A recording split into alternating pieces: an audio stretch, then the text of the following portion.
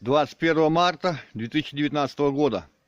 Вспоминаем случай с 2010 года. Почему я точно знаю год? У меня есть фотография после этого случая. Вот это моя вторая болгарка. Ну, по-моему, 125-й круг у нее был или 150-й. Ладно. И вот где-то в 2009 году мы с этим соседом стоим, через забор разговариваем.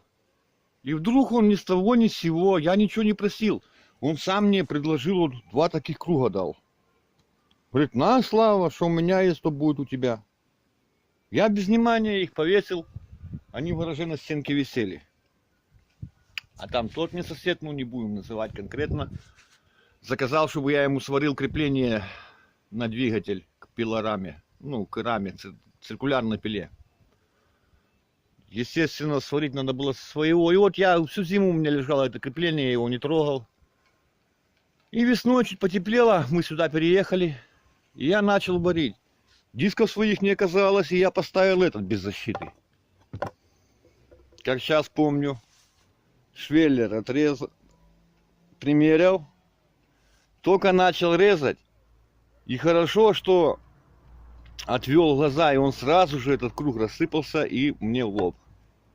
Вон, видно, кровь есть. Дальше. Вызвали скорую, зашили мне. Через некоторое время у меня оказался шов на лоб. Почти 14 сантиметров на лбу шов. Хотя, я точно, вот я не могу найти ту шапку. Мать, наверное, выкинула. Там была вот такая на шапке прорезь. Я сейчас сниму и смонтирую. Ну вот, видно. Шов на весь лоб. Хотя, как он так может быть?